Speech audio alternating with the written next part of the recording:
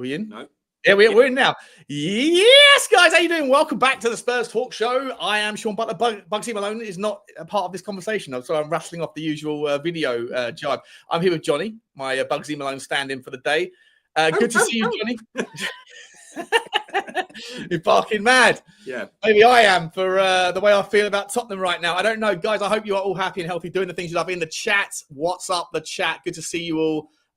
We have had to put a lot of these intended streams on the back burner for various reasons over the last couple of weeks, but we are trying our best to get these things done. Johnny, it's good to see you, mate. How are you? Listen, it's great to be back with you. First and foremost, trials and tribulations, Sean. I know you keep fighting there, but there's a whole Tottenham community out there that's behind you and wishing you well to overcome all this crap that you're going through.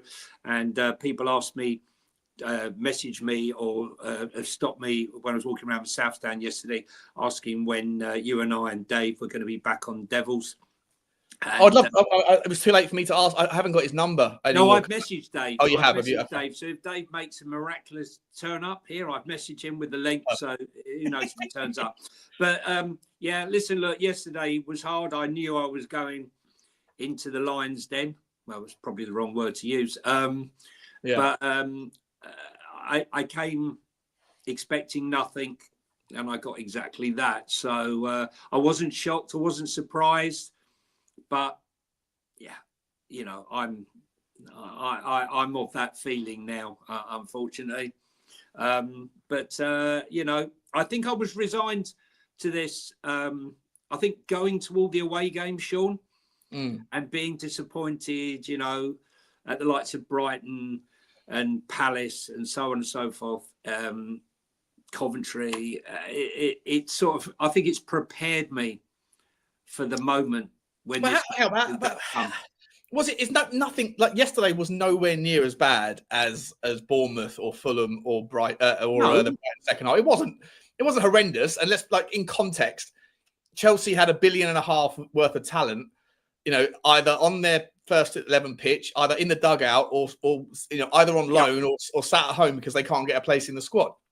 They are a team who, yes, they've gone through it, and I think we've got to talk about this. For me, there was more at stake yesterday than just a game of football and the 3 points. I think, you know, there's a lot of similarities to a degree in the project at Chelsea and the project here. It's relatively new. One team is supposed to be the shining example of what ambition looks like. I don't know, but we'll talk about all this stuff as we go through, right? And again, you know me, mate, we can go off on tangents and weave ourselves back through to some sort of level of bringing it back 360. But for me, I think that it was calling out for some sort of reaction, some sort of evidence that there is still belief and buy-in. And I thought for the most part, Tottenham weren't horrendous. I think they was 4-3 against a team that spent that much money. You know, for me, it was mistakes on the pitch, individual errors. I always say unnecessary vulnerabilities are going to cost the manager. But I think also they cost, like Bissouma. The guy's got he must only have 2 brain cells between his ears. Where it's so frequently he makes terrible decisions with his discipline that, you know, it makes a rod for the back. And I don't think it was as bad as any of the previous games, was it, Johnny? Well, listen, look, I got to be honest with you. They talk about the manager being on thin ice and will he make it to the other side of the lake? But I thought Cucurella was on thin ice because he kept slipping over. Right. It's a perfect example though. Who would, if Ange was if Cucurella was playing in a Tottenham shirt, or Ange was the manager of Chelsea, would he get the blame for Cucurella having the wrong shoes on? No, that's up to the player. That's the play. That's the player's bag. What I would say is that you know, that those Spurs' best 2 chances. Got to say the tree. Hail the tree. The tree's been outstanding. Unbelievable. Could have been a lot worse without him. He's been a solid oak for the last few weeks. But really has. Listen, look, I don't want to get into too much, but I think Maresca is a fantastic coach, and he made a switch in that second half when Lavia came off.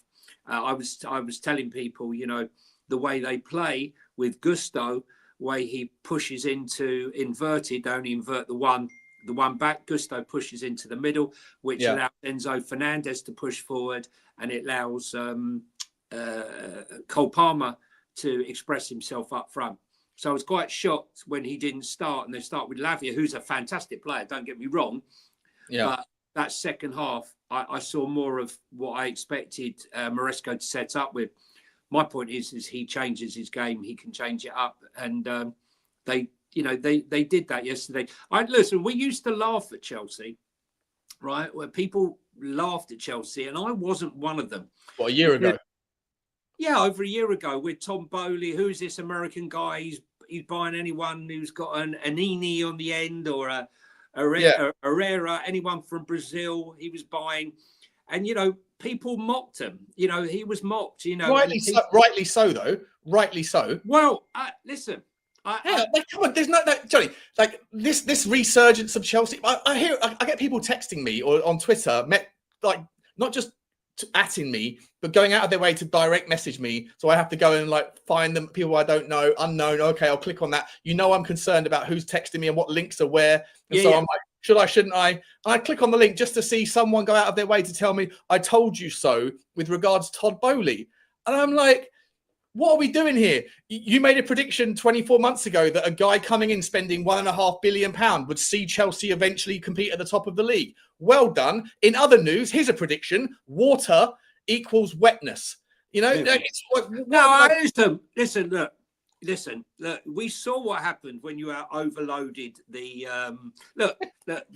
We had Spurs fans saying, "Thank God Todd Bowley never turned up. Thank God Todd Bowley never came to this club." And now you're looking at it and you're saying, "Oh, well, Levy's not thrown any money at it. If only we had someone," the same people, "if only we had someone like Todd Bowley who threw some money at it." But hang on a minute. You were mocking... mate, don't get me started on the inconsistent logic of an angry Tottenham. I've got so much to say about that. We haven't backed any managers. We finally spent £400 million on a manager in 18 months. Don't spend any more money on that bloody manager. Listen, you can't make it up. Todd Bowley was very keen to come in with Clear Lake Capital to invest in the club. And the only problem was the usual problem, which was Daniel not wanting to step down and relinquish control CEO of the company. That's his prerogative. That's his right. But what I will say about Chelsea is they were absolutely a mess, right? But I believe that Pochettino didn't get the credit he deserved, because he came in when they were a mess. And as usual, what he did, he steadied the ship. They started to get the results. He had he had a full squad of 25 and another 47 and another 47 in a holding pen somewhere. Exactly. But he started to get them playing football, and they ended up with better stats than Spurs did come the end of the season. That's a fact. And he managed to get them in Europe. It might be a lower competition, but get them in, he did. And Maresco's come in, they'll win that this year as well. He's done. He's surrounded. He said, right, this is who I'm going to have. This is who I want in my squad, and all the rest can go. Okay. And he's delivering. I said to a Chelsea friend of mine 3 weeks ago, I think Chelsea could win the league or challenge Liverpool seriously. And he's a Chelsea fan. He just laughed at me. And I still feel that obviously their centre-back positions is probably their weakness, but anyway, it's like, how do I say this? I don't think I think you and I were on Sava's show last week before the Bournemouth game, right? And Sava said, "What would you take out of the two games? Would you take 2 points?" And I literally said, "I don't mind if we get 0 points, as long as I see something effort in the way of some sort of adjustment, something to get you to hang on to." And after the Bournemouth game, I hadn't seen anything. I was really concerned. Yesterday, I didn't see enough, and so I am very concerned right now. I genuinely am. As I said to you backstage, though, bigger picture, I don't think you can. The only manager that I think that I would be interested in seeing, if you could prize him away because of what he's delivered over in Italy, is Gasperini at Atalanta. Right. Incredible what he's doing over there. But I don't think at his age is he ever going to come in to Tottenham. Why would he? He's got a good thing there, and he's Girona manager. What about the Girona manager? I mean, I'm just saying this is maybe, but like, I think that. Look, for me, I was listening to the radio when I get my haircut. By the way, I got my haircut today just to see how bad the thinning has got. For those of you that have followed that story on my daily walks. Let's all go to Turkey. Let's all go to Turkey. Look, I think that the problem is, I was listening to this report on Gasperini, and I completely agree with the guy who was saying it on TalkSport. And he was saying he's got a good thing there. He's essentially not just a manager, but a coach as well. He's afforded the authority to do what he wants, and he's got so much respect and power that he can handle that. If he went anywhere else, he's got to prove himself to some degree, and he wouldn't have the relationship. Yeah. Why would he leave? And I was thinking, well, how does that reflect on Ange, right? What is Ange? Is he a coach or is he a manager? And I don't think he's either. I'm not sure what bucket you put him in, but you don't see him very often on the training ground. He doesn't speak to. He does not communicate. He watches. Sometimes he watches from the CCTV. So there is definitely a distance. He said, he's certainly not a manager, is he? He's not like he doesn't like have any authority outside of the first 11. He doesn't really dive into too much. Well, who's coaching? Let's have a look at it, shall we? We're looking at Montgomery, who failed at Hibs. We're looking at Ryan Mason, common denominator in all of the coaches that have failed. Yeah. And we've got Jedinek. Is it inspiring? Matt Wells. I mean, I'm not going to, disrespect Matt Wells. Why not? He was with Scotty Parker. Well, that didn't go too well. But that aside, isn't Matt Wells only at the club because I could be wildly wrong on this. His grandpa, you mean? His father or grandfather, right? Basically nepotism, essentially. But listen, look, what I'm saying to you is, if we had the world's top coaches working with Ange, right, and he wasn't on the pitch, on the training pitch, then I can kind of accept it. Harry Redknapp was more of an observer and a motivator, and he let others go on the pitch. But he'd worked with these people for many years. I am concerned. There's many things I'm concerned with. Matt Wells said the intensity of our training has to be intense to mirror what Ange expects of them in match time. And what we're seeing is that intensity is costing us injuries, similar injuries, hamstrings or muscle injuries.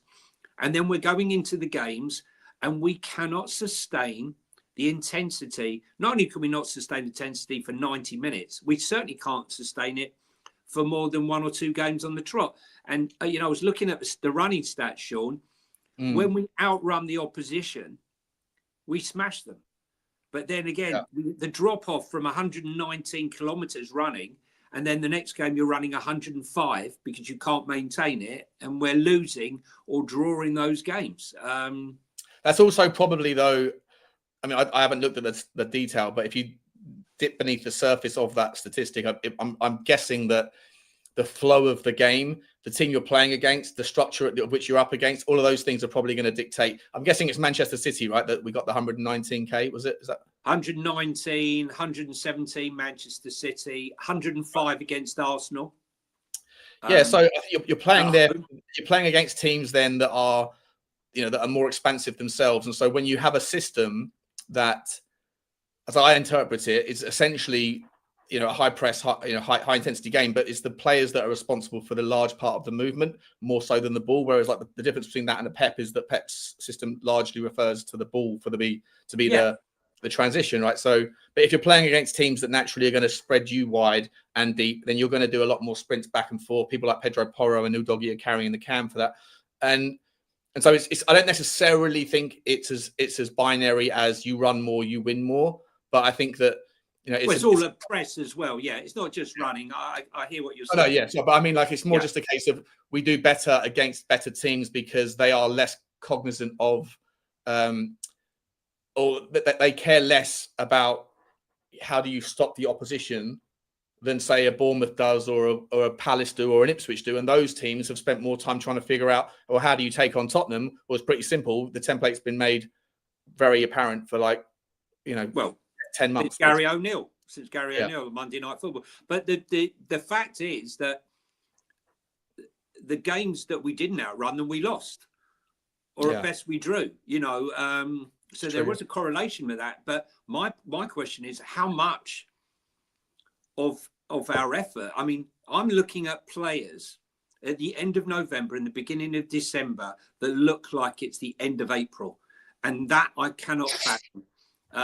For me, we shouldn't be looking. And this conversation of he's difficult, he can't rotate, he hasn't got enough players. I'm sorry. Whatever you think of Serge Reguilon and whatever you think of Jed Spence, they could have had minutes by now. I'm not going to listen that Reguilon's not good enough to have 20 minutes here and there, having played for Man United, Real Madrid, Atletico Madrid, Tottenham Hotspur, been La Liga Defender of the Year. I can't listen to that argument. When you put forward the argument that it's difficult to rotate because how thin you are, and then you're not playing the players, who are you? Well, let's talk about it then. Who is the culprit for what has been a fairly consistent sort of degradation of from where we were to where we are now? I think I saw a stat earlier from the last Chelsea game of last season when the wheels fell off to yesterday. I think we've only got 1.49 points per game or something to that, maybe less than that. I think we've got a win percentage of 41% essentially since the last Chelsea game until this Chelsea game, which isn't in any way, shape or form good enough. Now, obviously, if you're going to be the defender of the reality, you have to throw in the kind of the explanation attempts, which is obviously injuries have been, I think, outside of the ordinary in terms of the frequency of them, the consistent theme of multiple players in the same position at the same time. Self-inflicted, Sean. I mean, I'm just trying to work out whether you think they're self-inflicted by so many of the injuries happening during training. Or bringing them back. I think last season that was a theme. Is that the case this year? Is most of the injuries? Listen, let me add some let's add some extra into the stats before where you go with that. We got 1 win in 7. We got 4 away wins in the last 12 months. We got 9 home defeats in the last 12 months. 41% win rate since Chelsea last November. 7 defeats in last 15 games. Only bottom 3 have more. 19 defeats in the last 12 months. 2 points total gained from Ipswich, Leicester, Fulham, Brighton, Portsmouth and Palace. 1 point from 9 in December. Worse win percentage than Nuno and AVB and Sherwood. 12 defeats in the last 22 games. 129 shots conceded in 7 games. That's 18 per game.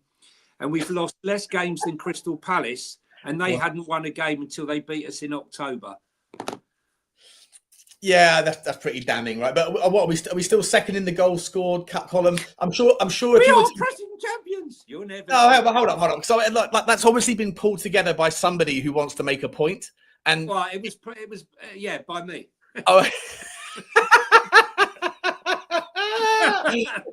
I gathered them from far and wide. Fair enough. It's good work, by the way. One, yeah. They're not all my stats. I'm not a statistician, but they were gathered from far and wide. And to fit my agenda. But I think it's okay. That's not a problem. But I think everybody has, it wouldn't make it. There'd be nothing would ever go viral if you were sitting there going, well, look, we've conceded the most amount of goals, conceded the most amount of shots since time began. On the top of that, we've also managed to be the top in the amount of goals scored. But if you're telling 2 stories with the same set of stats, it's not going to land quite the same. So I get it. But the reality is, I'm sure you could probably also go and cherry pick specific statistics that sound all very meaningful and significant that tell us. We scored the 4th amount of goal. I think we got the 4th best goal difference. Yeah, I think that's the problem, right? It's like this system is it is like a we'll score more than you rhetoric, but the reality is at the moment we're not as good going forward as we are bad going back, and that's not acceptable. And I don't really blame the defenders or the goalkeeper for that situation. I think that there's problems everywhere in the park, but meaningfully so, I believe, in the midfield. I think the midfield is absolutely atrocious. I don't think any of them are cut out for the roles that are required. As much as I absolutely adore Pape Sarr, and he's the least of the problems, I don't think he fits into a certain specific category of midfielder that you would that you would necessarily think is the right fit for this. He's more of like an old school 4-4-2, like a Gerrard kind of get the ball at the back of the box and drive forward. He's like a galloping racehorse with the ball when he wants to be, but his passing can be off track all too frequency. I think Bissouma is the worst version of a player that I used to think was top draw. His fall off has been absolutely like meteorical. Like it's crazy how bad I think that man has become since he joined Tottenham. Maybe I just wasn't paying attention enough to the Brighton version of him, but he isn't the player that I remember. He can't play this 8 role. His ability to just consider what he's doing is just absent, and it's cost us several times in massive moments. His discipline is crazy. When I was with you at Luton. Yeah, Luton he dived, got sent off. 1-0 up, and needlessly dived to give away a yellow card to get sent off. What are you doing? I remember against Manchester City, we're 2-0 up, and the City are bombarding us. And every time there was a fracas, every time there was some sort of scuffle, he's the first one in there to start pushing and shoving. And it required Tottenham players to shove him out of the way, not just once, but like 4 times. Like, what are you doing? You're on a yellow card. What are you doing? Wasn't he booked after 17 seconds? The other day. I think so. Yeah. And what was the game this season as well? He was brought on to calm things down. He came on and he got booked in the second half. The second he came on. Honestly, like there's nothing between the ears in that guy. I swear to God. And yesterday, like, where was the player going when he slid in and did that horrendous challenge? Horrendous inside the box, and the player was going nowhere. It doesn't make any sense. He's a liability. And it's unnecessary vulnerabilities. Like, don't get me wrong, it's not an excuse, because you can play the game of, well, who's ultimately responsible. I would always say Daniel Levy's not responsible for the performance on the pitch. That's down to the manager, the coaches, and the players. But ultimately, if you use that same kind of rhetoric, you can give it to a slight degree that Ange isn't responsible for disciplinary issues with Bissouma. He's not responsible with, you're 2-0 up. It's a fine point in the game, right? And then Sonny gets that chance, and there's not another player that you'd probably pick in the Premier League to put that away more often than Sonny does with his right foot, and he sends it 6 foot wide. Could have even passed it across the goal. It was, I think it was Johnson or whoever. Did you see that picture I've sent you, Sean? Is it possible you can share that on the on your screen? I don't think so, mate. I haven't got the. I haven't got the connections because of the hacking. I wonder. Hang on a second. Let me. If you can get it onto your computer, I can let you share the screen. Hang on 1 second. Hang on a second. Well, listen. There we go. This is what we've reduced to. Who needs computers when you've got this sort of science stuff? Now look at this. Now. Yeah, that's appalling. This is schoolboys football. What was the score at that point? I think this was just before their penalty. I think, or the set. No, I think it might have been Enzo's goal. I'm trying to remember when that was. But look, be aware of the space around you. Don't all rush to the ball. Let's all run to the ball and leave all those players. Yeah, it's not the lack of ability to consider the back post. You know who was a player that everyone wanted to kick out of Tottenham, and they got their way? Hojbjerg. No, I was going to say a different player who was fantastic at not many things, but brilliant at one thing specifically, which was back post defending. Was that Eric Von Dyer? Emerson Royal. Oh, Emerson Royal, yeah.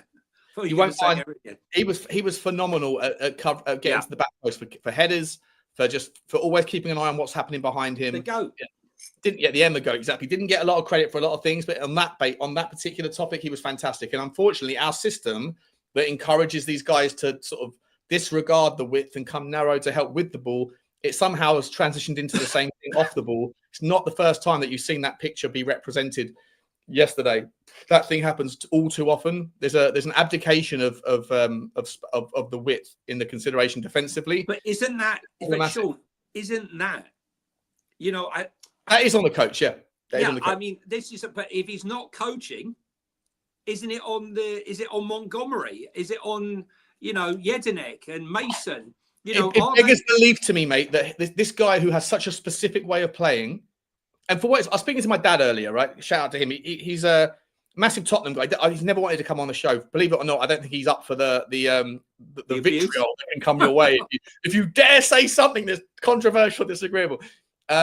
He was saying, he made a really good point. He was like, I just think that if you're someone that clearly doesn't have that much time for the art of defense, yet it's so clearly an area of weakness within the system, then given the fact that he's maybe figured out a way to do it at a different level where, in no disrespect to Australian, Japanese or Scottish football, my dad said, funny, he goes, mate, Sean, fucking Donald Duck could win the fucking the title in Scotland, right, with Celtic. And he's right. And in Japan, I don't know too well. Australian football, I just don't think there's that level of resources, that level of care and consideration at the top level of Australian football as there is at the top level of European football. I think at this level, you're going to get found out. And for him to not have that much of a care for defensive football doesn't mean it could be avoided altogether. He should have got like a specific defense specialist who knows his system, won't try to change the system, but will try to work within the system to give enough care and consideration to defensive football. But he doesn't even have a team of coaches that follow him around. Pochettino takes the same guys with him everywhere. Yeah, he doesn't care. He said, I rock up 2 or 3 new guys. I don't care. So what I don't understand is that's great if you're managing it. But you're not even taking the training. You're not even taking the training, and you've just got 3 guys. Listen, where was he? I was at Hibernian and he got sacked. Oh, he'll do. We'll pop him in. Yeah. Listen, look, yesterday, when I looked at that team, and look, we play so narrow because, let's be honest, Sonny and Johnson don't track back hardly ever. And that's why we got to go narrow. But he went so much with Pedro Neto and Jadon Sancho. And, he inverted Cucurella after the 2 mistakes. Cucurella was playing half the game on the edge of the box in the second half when Gusto came on. And, the ability to change it up, he was changing it up. And let's be serious, right? They missed a hatful of chances. Forget the saves. Right? They missed chances. They squandered quite a lot. And, we were at home and we're like a team that likes possession, yet they had, I think, 63% possession, 10 corners. This wasn't a balanced game. It is still Chelsea, right? It is still Chelsea, who are a team that are not suddenly very good and we should be taking them to town. They're a team that have always been, in my lifetime, or not my lifetime, in the last 20 years, have always been a team with horrendous success against Tottenham. And also they've always been a team that have been traditionally strong since Abramovich, right? And so the fact they've raised their level this year, I think that's part of the consideration, which is what I don't think it's necessarily the whole point of the analysing of this game is not necessarily about the game. It's about what was shown from the players, what was shown as a reaction to what has clearly been a massive outrage that has come from the fans. And I don't know if I saw enough or anything really to kind of hold my hat on if I'm someone who wants to defend Ange. Like, I know there's a lot of the community that obviously feel one way. They are. A lot of them are. Well, right. But I'm trying to figure out, this is what the point of the show, right? Like, it doesn't have to be who's responsible or who's to blame, but what can we take? What are the takeaways? And to me, what I think the similarities between the two clubs, one of them's going through their own version of a kind of new project with regards to the owner, which has taken time. It's taken time. We're doing our own thing with a pivot. It's still the same owner, but a pivot to a new vision, which is also taking time. The difference being, though, I felt like when Chelsea got, even at 2-0, Chelsea had the belief in their own football, their system, their tactics. It never felt like they were 2-0 down for any reason other than 2 mistakes that could easily be avoided and that won't hold them back. Whereas Tottenham, to me, even the fans, from listening to it, and you tell me you were there, but even though we went 2-0 up, it sounded to me like there was always this eerie uncertainty, a lack of comfort that this isn't really it's not a dominant 2-0. It's not a comfortable position. And it felt like, even Tim Sherwood said it after the game. He said, I always felt like Chelsea were going to win even when we were 2-0 up, which might maybe Monday morning quarterbacking. No, I don't. Listen, I don't think so, Sean, because, I was commenting, the people sat next to me. I said, look at the space. You cannot give Pedro Neto and Jadon Sancho this amount of space. And then with the inverted backs, listen, the interesting thing is the team that we put out, this is a Chelsea team that's been assembled in 5 minutes, right? And this is a Chelsea team that's been assembled in 5 minutes. And this is a Tottenham team that's been together. That team that we fielded on Sunday, was exactly the same team that we fielded in November last year, barring Dominic Solanke instead of Richalison. And what's his name? The tree instead of Vicario. Well, the rest is exactly the same, was it? Exactly the same. Yeah, exactly the same. No Bentancur. Exactly the same team. So my point here is that they set up that's what I was told. That's what they said on the TV. But so we've conceded 8 goals. What I look for is, with a team that's been together now for 18 months, I look for signs of progression. I expected us to start badly in the season 18 months ago and slowly have lots of bad results, up and down, snakes and ladders football. Life's like a box of chocolates. You never know which one you're going to get. But I didn't expect 18 months later to be where we are now. Okay, so would you then have been more patient if we had lost 5 of the first 10? Yeah, of course. On a couple. So no, I expected that. Right. Okay. So then, on that basis, then are we? Look, for me, I don't think there's I don't know other fan bases as well as I know ours, but I think that we have wildly unreasonable expectations, because I think that there is this narrative, this trend. And obviously, we're going to talk about Levy at some point in this conversation, mate. But I think that there is this narrative for it's human nature. I've got no problem with people that dial into it's the easiest path. The easiest path for anybody to ever tread is to find a boogeyman to blame for the issues in which you have in your life, right? Whether it's you blame the government, you blame your boss, you blame your co-partner, you blame your wife, you blame your kid, whoever. There's always a reason why it's not. It's someone else that is responsible, and it's especially easy to do it if that person happens to be someone that doesn't complain and doesn't explain, and that is the mandate, I guess, for Daniel Levy. He doesn't have enough communication with the fans. Not that many other chairmen do, but I do think we are guilty of having expectations that are up here because of a new stadium, because of things like ticket prices, that commands unreasonable levels when there isn't the same amount of consideration to who is responsible when it comes to things outside of Tottenham. Now, I don't know if that's because most fans don't care enough about football generally. They care about their team and they understand what they think they understand their team intrinsically. But when it comes to factoring in, well, how much of the noise and the story should go towards what's happening with regards football finance, with regards money in football, how many other chairmen are really that vocal with their fan base? How many others have put their hand in their pocket? How many others, is it reasonable to expect the rule makers to actually consider how do you put together a set of rules around fair play that can't be just sidestepped by lawyers that have thought about the ways to get around it rather than the ways to work within it? Yeah, but how much of that is a factor?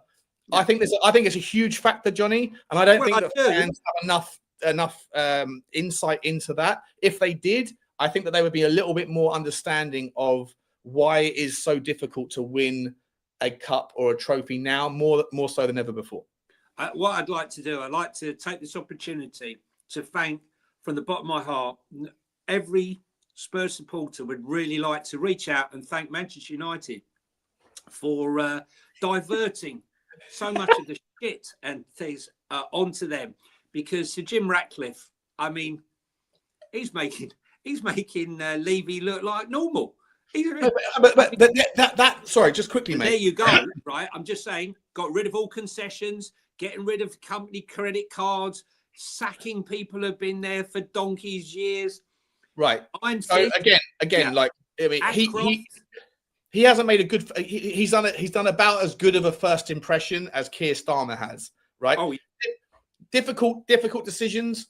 Businessman running a football club. Shock horror. He does care about the bottom line. Right. But Manchester United fans are also, I think, guilty. You hear Gary Neville say it all the time. This is Manchester United. Well, that's Roy Keane, even though it's a terrible accent. These guys have this kind of like, we are Manchester fucking United. We are here, and there's nothing else that's acceptable. And I'm kind of like, absent a couple of spells, long spells, but with Busby and with Ferguson, the ship has sailed. Well, I mean, like, don't get me wrong. You set the club up. You made, you're a monster in the terms of the branding and stuff. But how do you ever? At what point do you ever go? Ferguson was 15 years ago, and ever since then, we have been just a bit part player at the top. Yes, we've found a way to cut a couple of trophies here and there, but ultimately, I think that's the same sort of problem with regards unreasonable expectations in the face of things that are happening outside of your club. Like, your ability to control certain things within a club is important. Of course, what you can do and what you can't do within the club is obviously going to help push you in the right direction or the wrong one. But there's other things that influence your ability to realistically gain success. And the fact that only 5 teams have won everything, bar a couple of trophies for Leicester, who got relegated soon after, and then bar 6 other teams that have won 1 trophy in the last 25 years. Like, the fact that that's a reality, it must result in more analysis of what's happening outside of your football club than within it to determine why it is that you don't have success. Just because it's been a while since you've won doesn't mean that you should have won. It's not like red or black at the casino where you go, well, they've had 15 reds, therefore there's a black's got to come sometime. That doesn't work that way. Every time you roll the dice, it's another 50-50 split, right? So that's not how probability curves work. It's not how complex math works. And for me, mate, when it comes to the complexity of success within football, it's far too simplistic to say one owner, no trophies, or 1 trophy, 25 years. That's the only consistent. Therefore, Levy out. Levy out isn't even a fucking solution. It's a problem that has a half answer to it. If you don't want Levy, who do you want? Do you want Jim Ratcliffe? Would you have wanted Jim Ratcliffe? Well, Jim, could you imagine? Only 12 months ago. Could you imagine? This is the thing. There's the old adage: be careful what you wish for. Listen, I'm a Levy out. Okay? Are you? Well, I'm an Enoch. I am. Or bring someone in who's going to, Please don't say ambition. Please, for the love of God, do not say ambition. What I'm saying is, I'm on the pitch, right? I'm about the history of this club. I feel like I feel like I've been ethnic cleansed. Our history in that stadium. Really? Why? I'll tell you why. Because, there was so much history at the old stadium. When I used to walk up in the East Stand and sit where I sat, they had the stuff of Bill Nick. They had all the old posters of stuff. They had, some of Bill's sayings, about what it meant to play for the club. They were dotted all around. I just feel that, when I go to United, I go to Leicester, I even went to Coventry, and they've got, a statue to Jimmy Hill. I'm not asking for a lot, but I feel that Bill Nick, for example, deserves a statue. And sometimes, Levy has an inability to read the room, because I feel like, if you gave the fans a Bill Nick statue and you gave them a museum. Please don't tell me that people that are Levy out would stop being Levy out. No. I'm just saying, if you listen, it's about reading the room. If you gave them a museum and you gave them a couple of statues, whereas Arsenal got 5, we got none. You gave them a couple of statues, and around the inside of the stadium, instead of making it soulless because you want to be a multi-purpose arena, Well, right? hold up. That's not necessarily. No. But listen, it's look. I'm saying, right, as an American football fan, right, the fact that you've got so many fans coming in now from North America, based on the fact that you didn't get naming rights, and when they're playing Madden, and they want to play at the Tottenham Hotspur Arena, it's worked in their favour. It's worked in their favour, Sean. No, but you're saying that was like a fortuitous turn of circumstances. Well, that it led... was. No, it wasn't. No, it wasn't. Come it was on, by Sean. design. They appointed the guy. Sean, come on. The arse fell out of the naming rights. That commercial director, Todd Klein, was not solely responsible for that. He was in charge to investigate what was possible and what wasn't. I understand that, Sean. I understand that. But what I'm saying to you is, to say that Spurs weren't looking for, they were looking. Yeah, but the arse fell out of that market, right? It's a fact, right? Naming rights after the Hard Rock Cafe deal and some of the deals that were not a fact, by the way. It's not a fact at all. The arse hasn't fallen out of that market. No, it did fall out. I didn't. No, it was artificially inflated. COVID.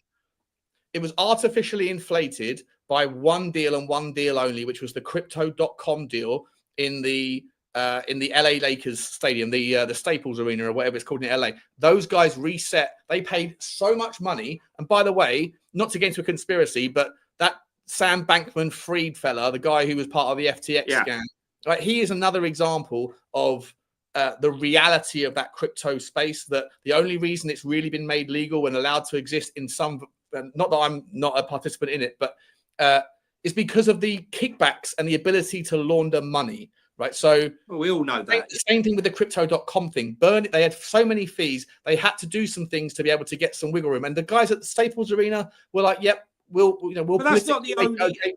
But that's not the same for Tottenham Hotspur. You're not going to get. You're not going to get crypto investment in the UK like that because it's not the same environment. No, it's not. But what I'm saying is there was a lot of massive deals done in America. And when COVID came along, that market went, rightly so, right? They're dead. People were pulling it in. What I'm saying to you here is that, I don't think any new fan that we got from from North America, when they come, whether they're an NFL fan, they want to come to the stadium, is going to say, "Oh my God, there's a statue. What's that all about?" Right?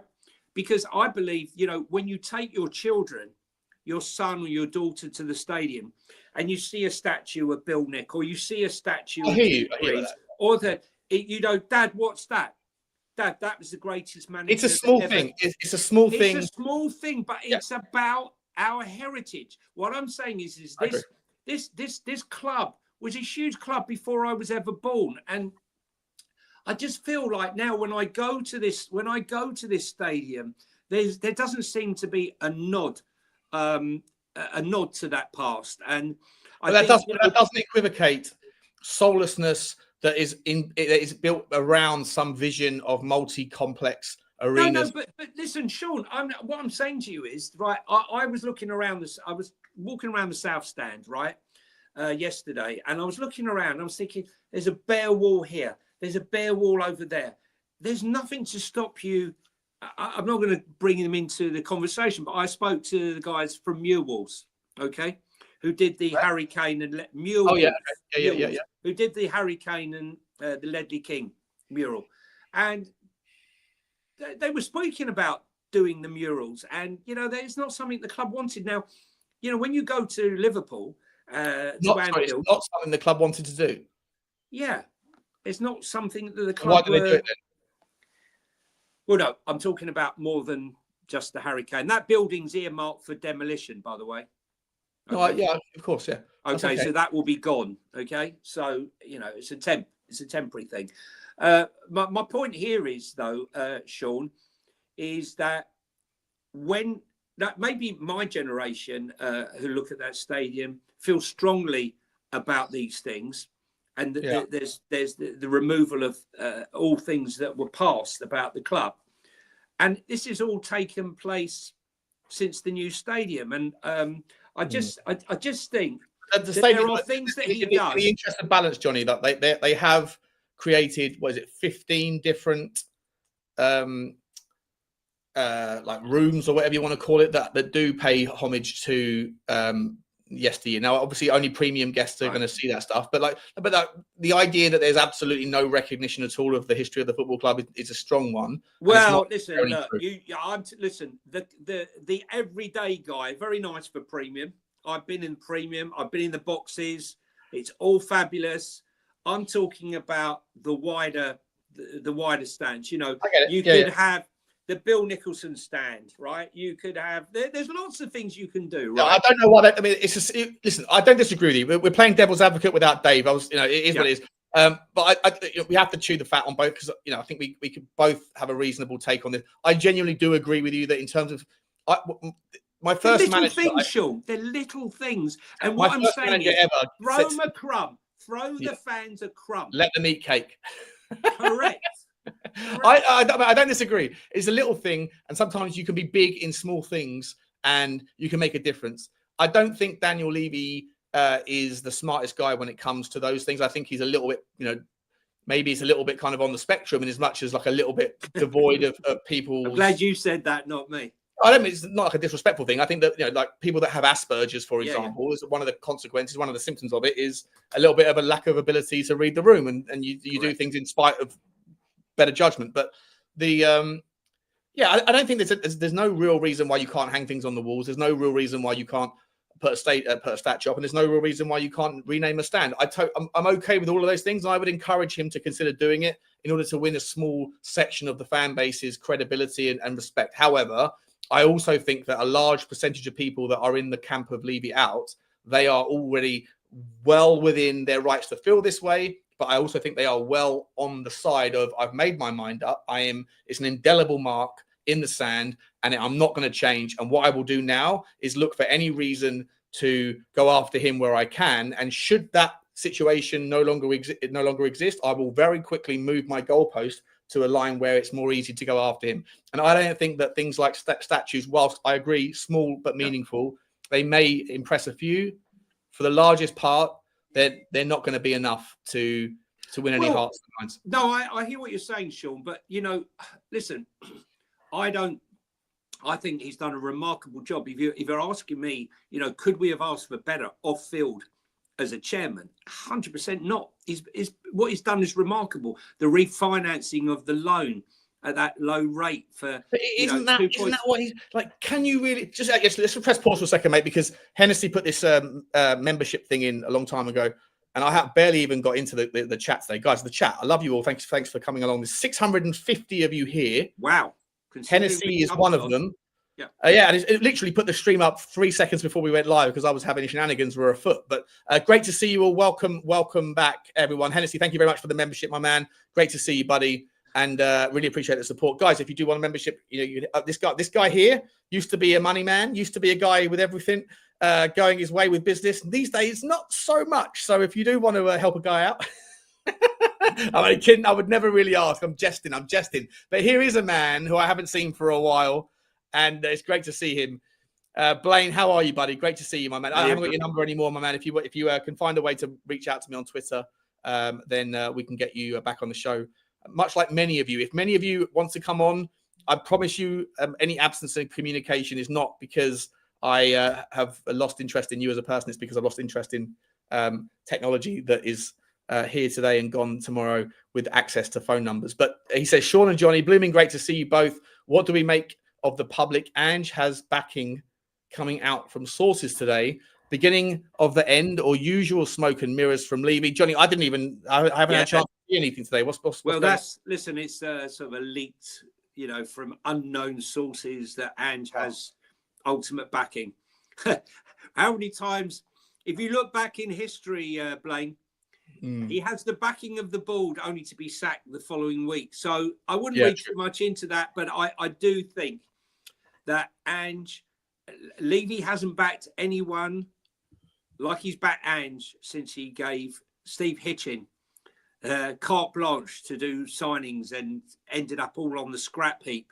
And so it's taken him years to have the faith in someone to release those purse strings again. My question has he backed the wrong horse there, mate, though? Has he? 100%. Listen, I wanted Pochettino, 500 days without a transfer, For me, he deserved. There's reasons for that, though, isn't there? I know. Listen, I understand that. I'm just saying, of all the managers we've had, he's been backed the most. So when I hear people saying he's had no backing, I find it hard to swallow. So who my said he's had no question backing? Who Ange has had no backing? Yeah, many people say that Ange hasn't had backing. What I'd like to say is, what do you want? What can a chairman do? I ask this question all the fucking time, Johnny. I don't care anymore. Like I don't care. I'm not Ange. Listen, I'm no Levy fan, but I can't say he hasn't. What do you want? Let's imagine that I'm talking to. Let's you be the representation here of a Levy out movement. Okay, just answer me this. Riddle me this, Johnny. When I say, okay, fine, let's agree just on principle, even though I think that every time I look at your arguments, every single one of them is riddled with a load of presumptions, assumptions, and illogical, inconsistent narratives. I'll give you one. Hang on. Riddle this.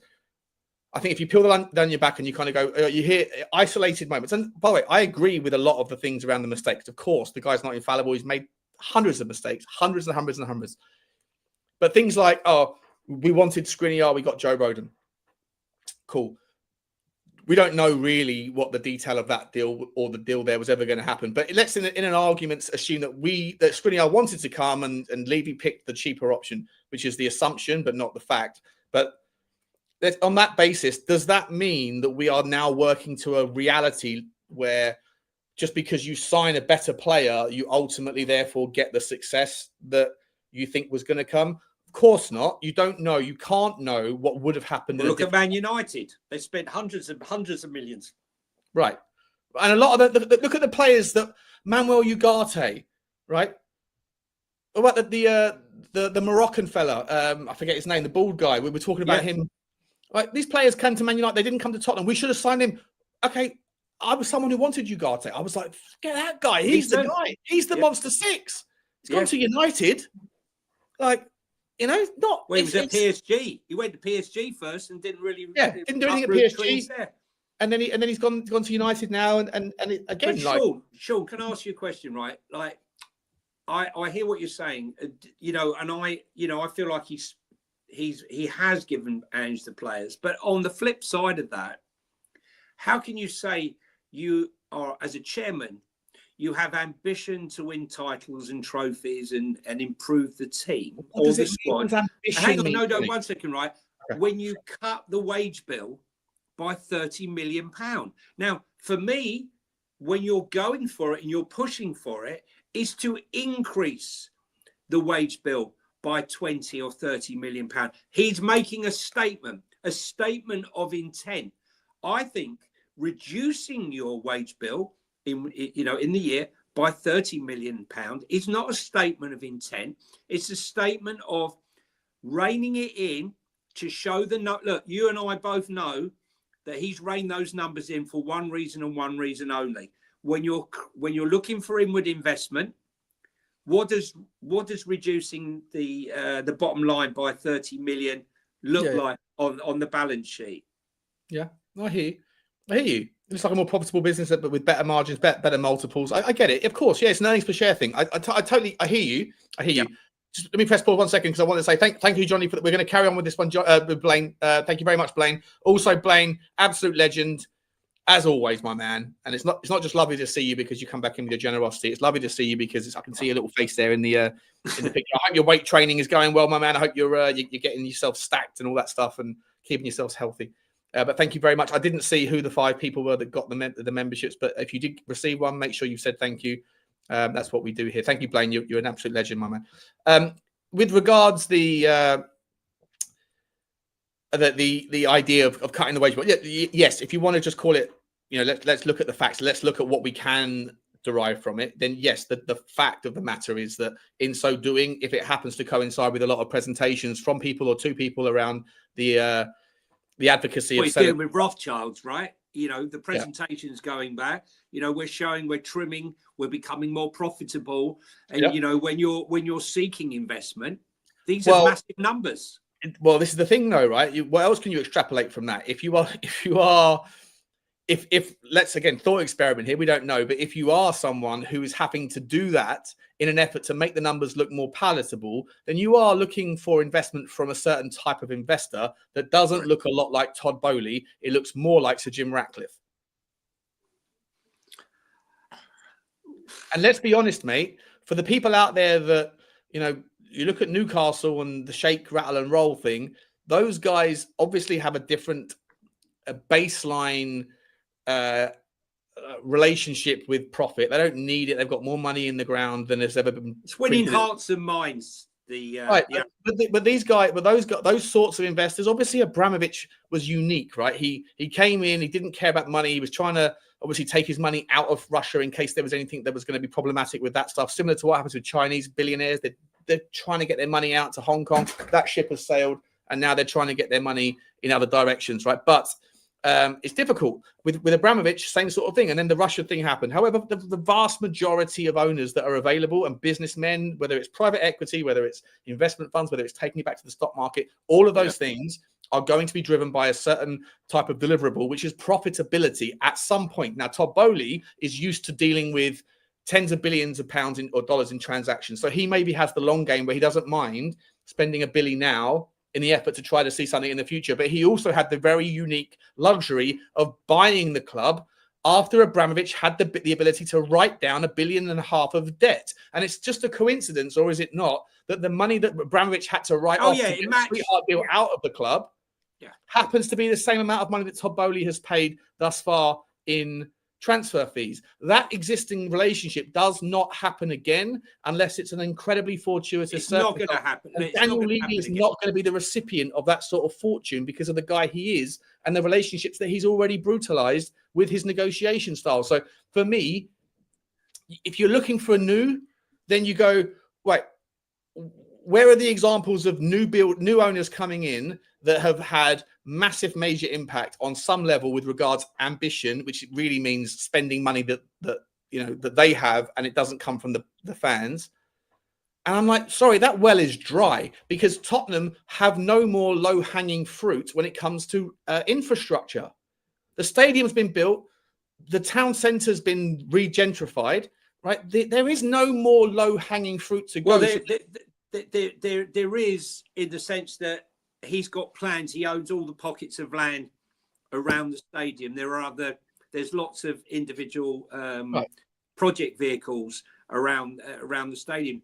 The interesting thing, you're just going to get a new property guy then, because that's not going to help the club, is it? So when you look at the Newcastle investment from the Saudis, everyone's focusing on that.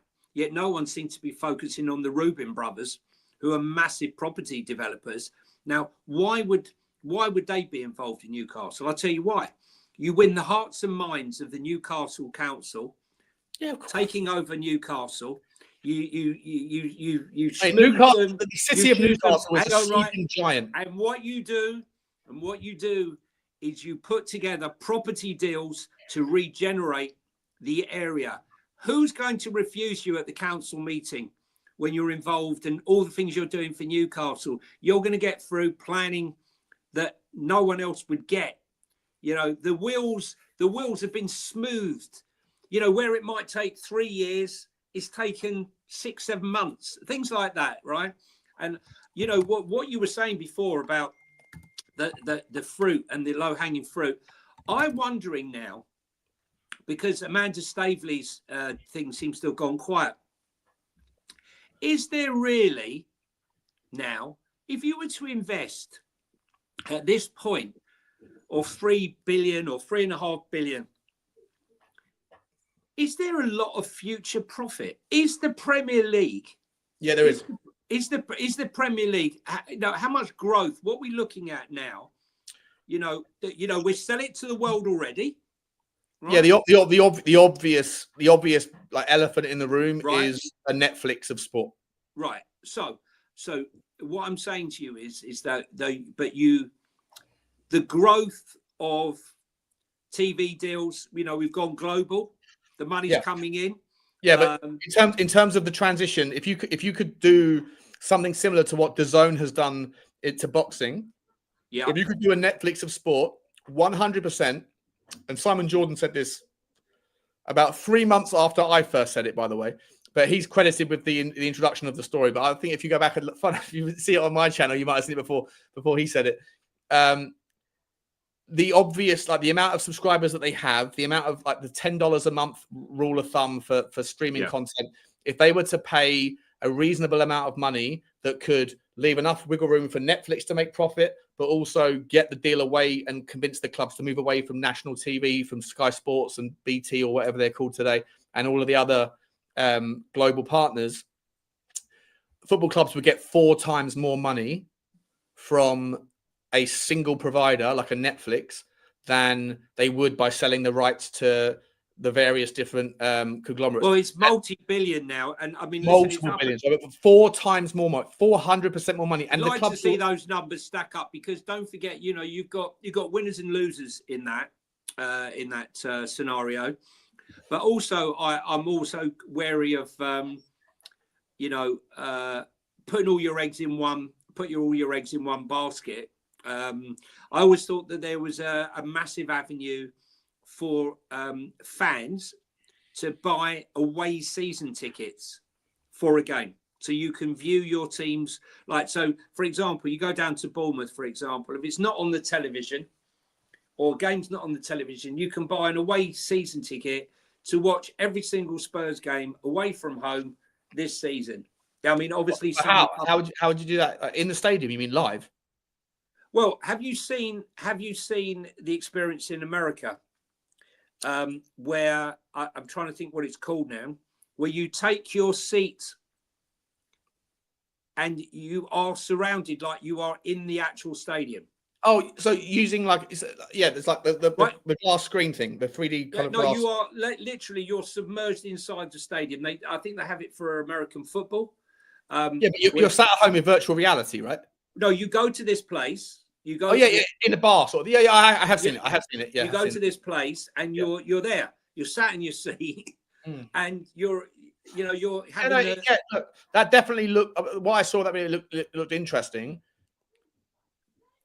But I don't know. I mean, does it translate? Are you really going to drive out of your? Are you going to? Me coming from Surrey, like it's already become an absolute disgusting journey to get to Tottenham. It's terrible for me, and I'm only 10 minutes away, right? 20 well, minutes. I'm not 10 minutes, but it's taken me like an hour and 10 minutes to get there, if I'm lucky. It took me 2 hours and 50 minutes to drive from Surrey to Tottenham. It took me as long on the M25 to get from 11 to 24 as it did to get from 24 down the A10 to Tottenham. And that it's taken away the spice of the, like, I used to enjoy it. I don't enjoy it anymore. I've only been to one game this season for different reasons, but like when I went to Fulham, I was like, fuck, I don't miss this. I don't miss this. I'm probably going to sell my house and move to you. Your best mate, Johnny. Me and you and Barnet. We're going to tear Barnet apart.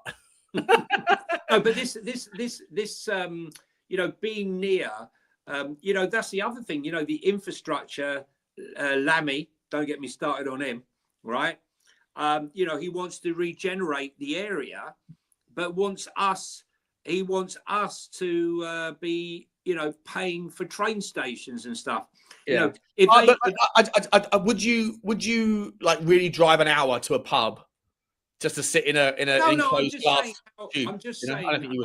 I'm more talking about buying a season ticket for the games that aren't going to be on television, so you can watch every game away from home. Yeah. I'm only on away because you don't want to affect. Like, if I like to go to Bournemouth. This argument, the argument that the fact that the BBC or whatever it is put this rule in place in the 80s or whatever it was, that 3 o'clock kickoffs on Saturday can't be televised because too much sport on TV and it's whatever. It would women don't like it, and also it would affect the attendances at stadiums. Maybe there's a logic to that for if you're like talking about Walton and Hersham or Woking, around where I live. But at Tottenham, you put that game on at 3 o'clock, you're going to still be sold out, even if it's on TV, because you know what? Those people that can't go, if they really want to watch it, they pay $50 and go to something called bingsports.com and they get all the games live for free anyway, for $50 for the year. It's like the idea that it's going to affect and impact stadium revenues now. Well, IPTV games, it's madness. I mean, IPTV, they shut down something like 350 million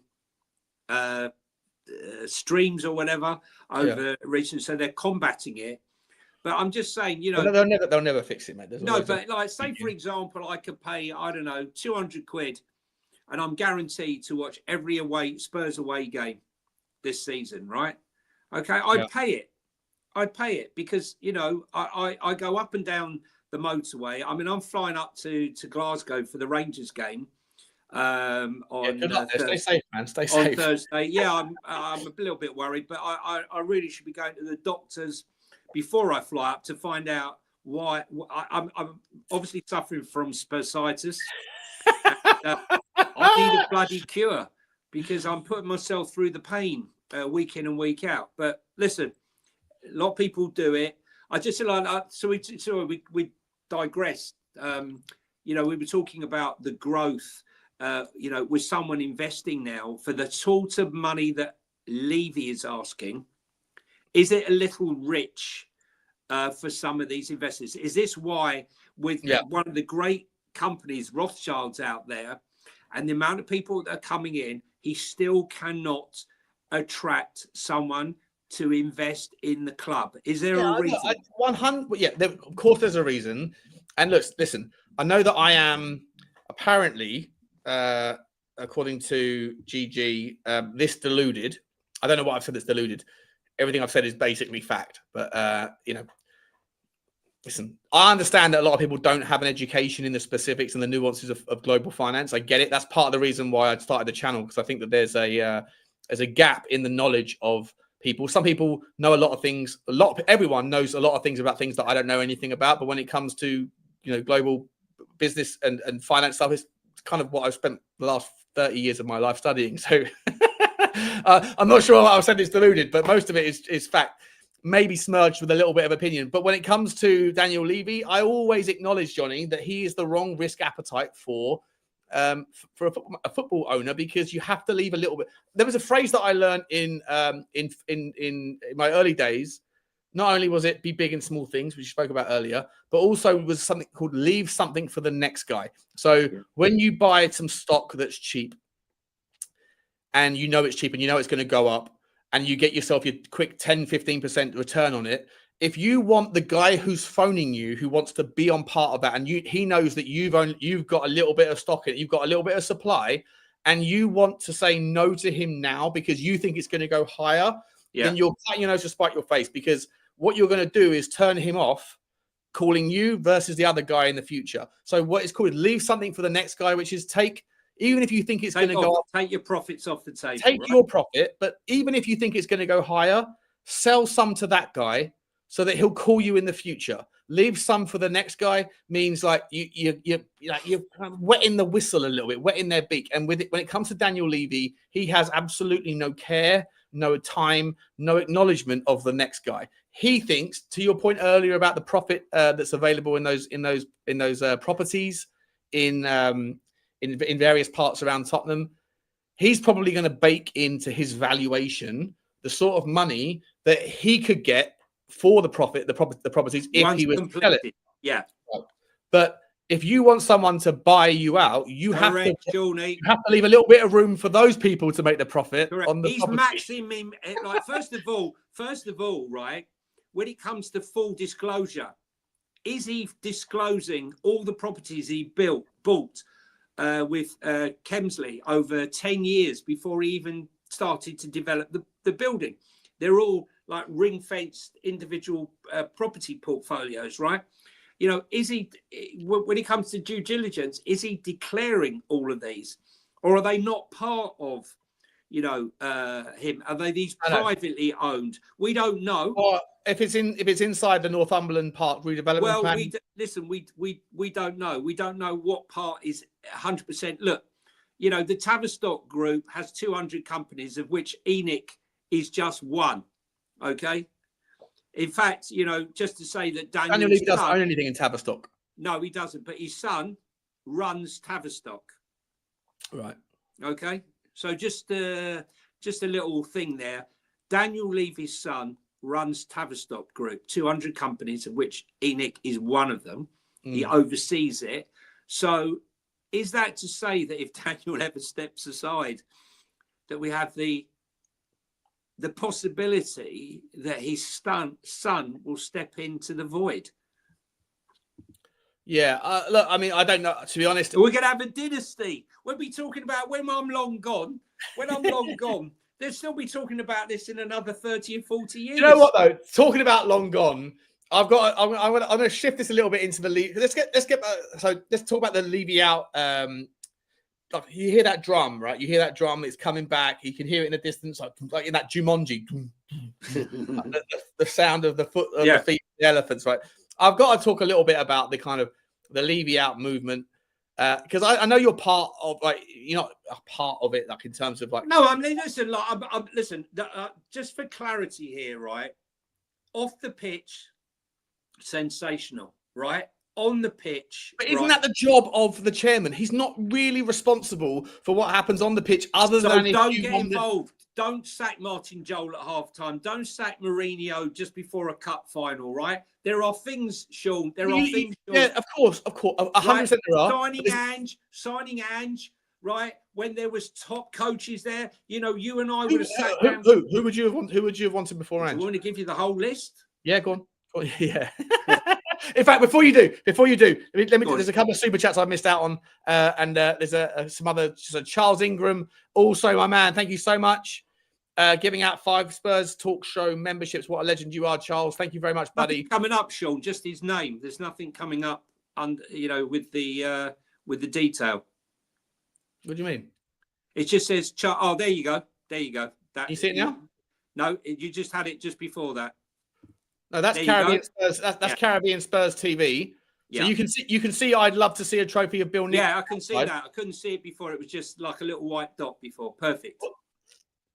But you can see that one. But when I do this one, can you see that one? No. Well, you can't see anything.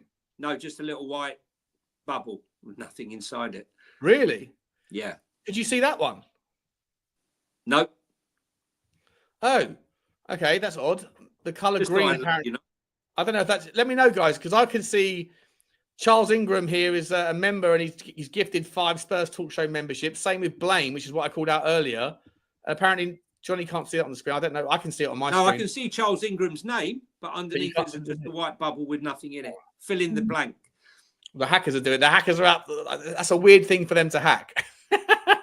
But Caribbean Spurs, etc. TV says, I'd love to see a trophy of Bill Nick. 100% Caribbean. Yeah, it'd be nice. It'd be nice. I don't disagree with you. I don't disagree with the sentiment there. I think you're right. Daniel Levy does miss the wood for the trees on little things. On the bigger picture stuff, I don't have the same animosity towards him. I think the role of a chairman is to hire people that are good at what they do, and ultimately all they can really go with is what they see on a resume and what they're advised to do. Daniel Levy doesn't know any more about football than you or I, Johnny, and so he doesn't know whether he knows less, right? Exactly. But he doesn't know whether Monchi's the guy or whether it was Langer or whether it was Gabardini. He doesn't know these things other than what he's been convinced of and what he's seen on a resume. And ultimately, all of these people have got great resumes. Otherwise, they wouldn't have had the story that they had leading up to their appointment at Tottenham. But has he held people on for too long? For sure. Has he made mistakes in that regard? Of course. And if you want to play the argument of the buck stops at the top, therefore all that is wrong with Tottenham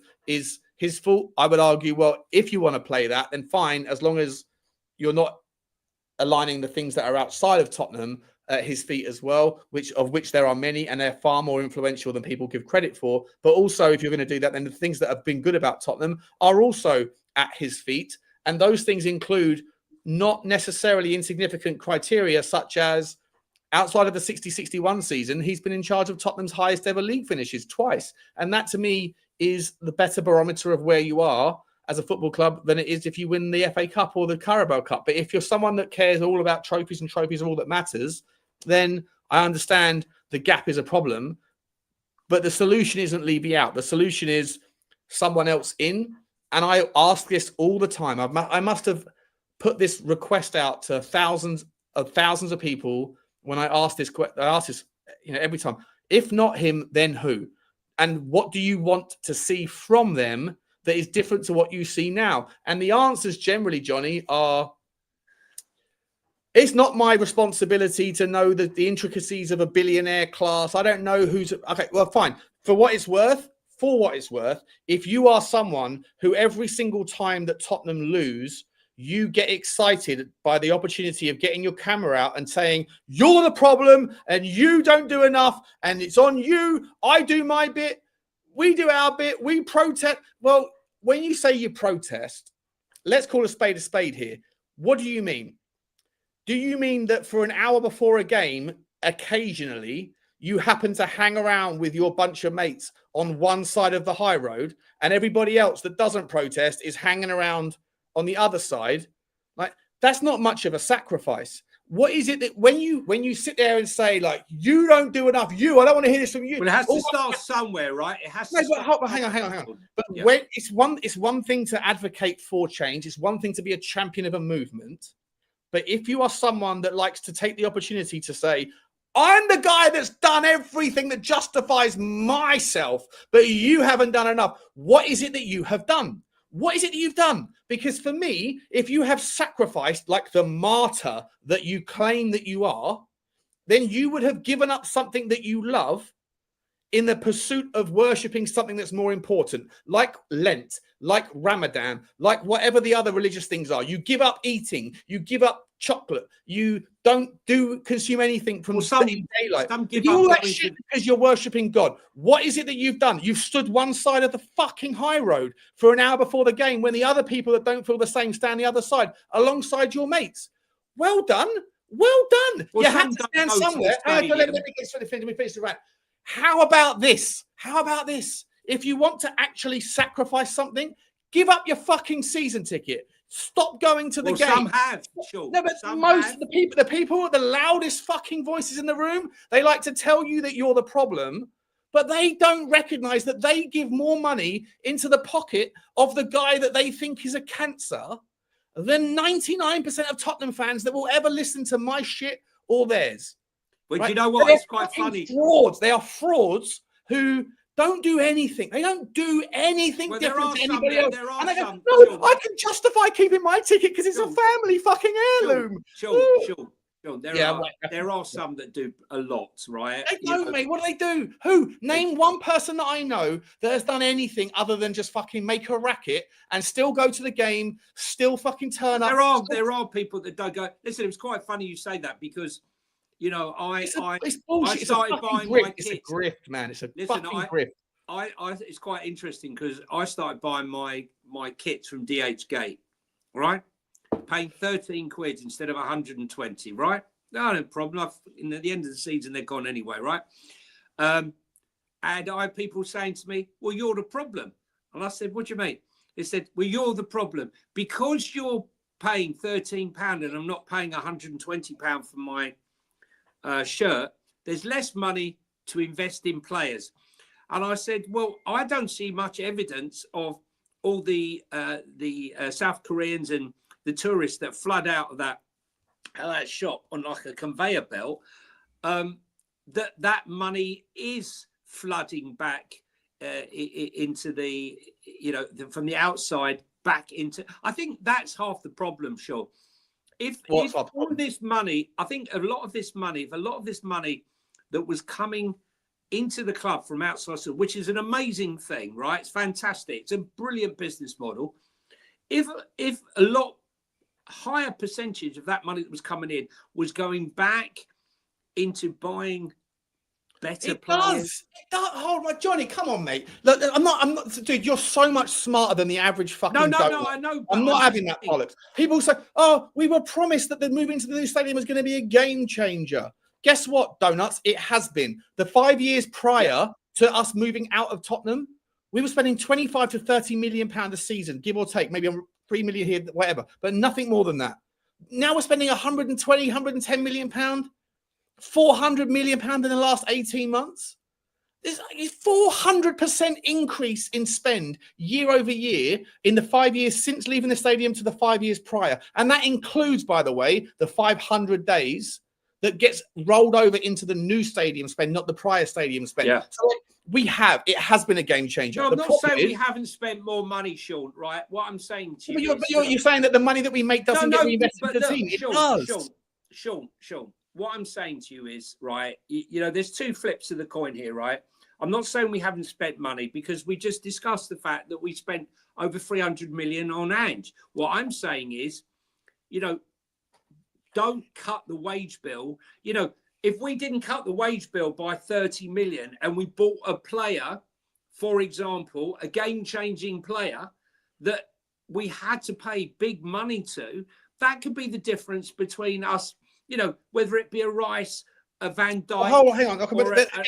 It might be, maybe. We're playing make-believe here. Has Fernandes been a game changer for Chelsea? No, he hasn't. If Chelsea didn't have... He's on form now. No, come on, mate. I hear you. No, Chelsea's entire dependence on staying where they are or moving on. Bruno Fernandes is on one person's fitness and one person only. And you know who it is. It's Cole Palmer. And just like Manchester City, they've got world-class players, give or take. You want to call them world-class, well, that's a semantic. But they've got top-draw players in every position. But the absence of one has made them become beatable in 7 of the last 8 games or whatever but it is. Look, Bruno Fernandes, we didn't pay the money. We ummed and we ahed, and we ended up with Gedson Fernandes. But don't do that, mate. Or if we're going to do it, let's do it.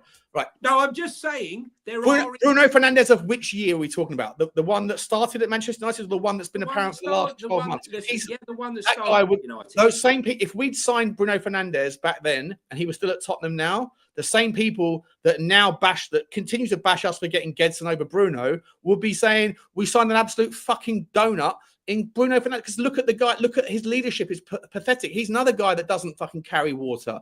Like it's an opportunity cost mechanism of people that have already determined the answer is Daniel Levy. And now let me fit the narrative around whatever the convenient story is today. Sean, I'm just giving what I'm giving here is like, we're talking about going the extra yard. I mean, do you honestly say that when Conte left, that if the club had ambition, that it might have looked, can we agree on this, that the club might have looked not unless you define ambition. With more, you have to define what ambition looks like, because it's a nonsense word. It's an absolute, it's an intangible nonsense word. I understand that, but if you'd looked and you'd have given me your list, right, of who you thought you'd love to see at this club, be honest here, Ange would not have been even on your list, and that's my point. Is now why wouldn't he be on your list? It's not because you've condemned him, but because you're looking as an ambitious Spurs fan that wants the best for the club. What managers do you think would be the most successful and have a chance to deliver success at the club? So when he came, I was disappointed, especially as a guy who lived up in Glasgow for a few years, right? And who became a Rangers fan when I couldn't see a Spurs game. And, when I came back down here, I'm watching the Rangers Celtic games, and every year, every game, 4 times a season, Ange is beating us, right? And I still never, ever thought for 1 second that Ange Postecoglou was the answer to all of our prayers. Never. I said to you before, I said to everybody, documented, I repeat myself every time. I always knew that the next guy wasn't going to be the guy. I always knew it, because everything was changing at Tottenham. And Blaine, Brian, I'm going to come to your. I thought it was Blaine. It's Brian. Brian, I'll come to your super chat in a second, man. Thank you so much. Very generous of you. I always said that the next guy's not. You're changing too much. Everything's changing, not just in Tottenham, but in the kind of the bigger world in the moment. Right? We're still waiting for the Manchester City outcome, the Chelsea thing, the FFP, the PFR, or PSR. None of that stuff had any teeth in the end, which we weren't to know. Daniel Levy, I don't think was. Chastising Daniel Levy for working within the rules and expecting the rule makers to have teeth is like. It's like saying that I'm not blaming him for that. I'm not. I know you're not, but people do, right? People that have the Levy out bandwagon. They go, oh, those people that talk about PSR, all those people that talk about PSR, they're in the mud. FFP, FF, where are we? Like it's like saying you came second to Lance Armstrong, and you're the dickhead for not cheating. And I'm like, is that where we're going now? Are you literally moving the goalpost you're blaming the guy for standing within the rules because the guy who cheated knew that the people that made the rules couldn't make a fucking rule stick if they tried? Like, what are we doing here? Yeah, but you didn't answer the question, Sean. No, did I want Postecoglou? I didn't know enough about him. No. My point was, right, for ambition, right, I would not have blamed Levy, for example, had he chosen one of my top 3 or one of my top 10 and it hadn't have worked out, right? Because I felt that all of those that I considered were considerable. I'll give you the credit, mate, of doing that. I will, because I think you're a reasonable guy, and I think you're conscious of the other side of the hockey. Yeah, and I don't think you talk to a specific audience that has a specific support for it. But I think that a lot of people, they love to move the goalposts, and they think that the internet doesn't have a history. They think that.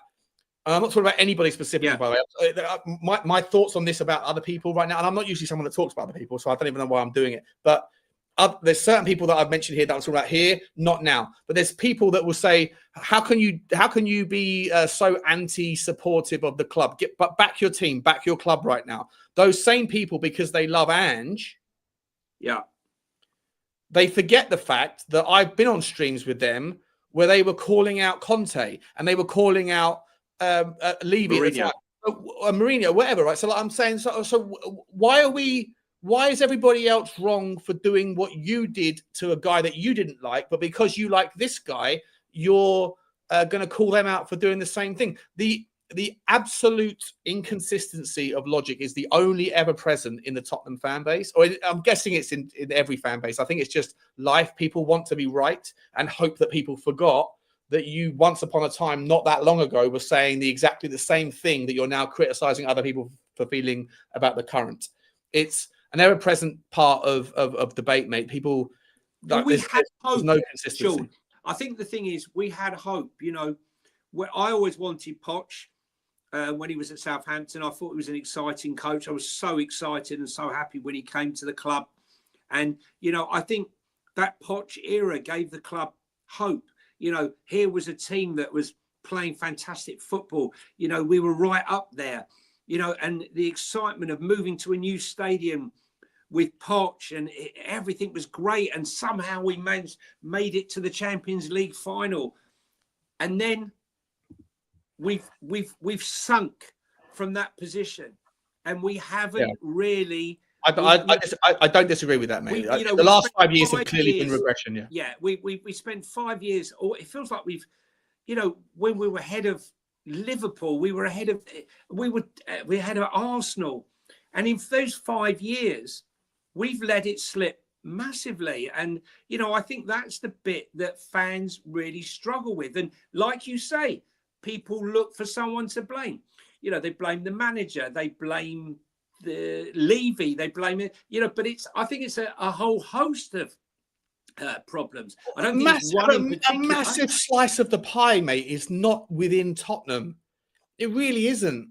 Like, there's so much of the responsibility of why Tottenham and Villa and Everton and Palace and Ipswich and Brighton and Brentford and every other team apart from 5. There's only 5. And within that 5, 3 of them, Arsenal, United and Liverpool, they only pick up scraps. They pick up trophies here and there. They do.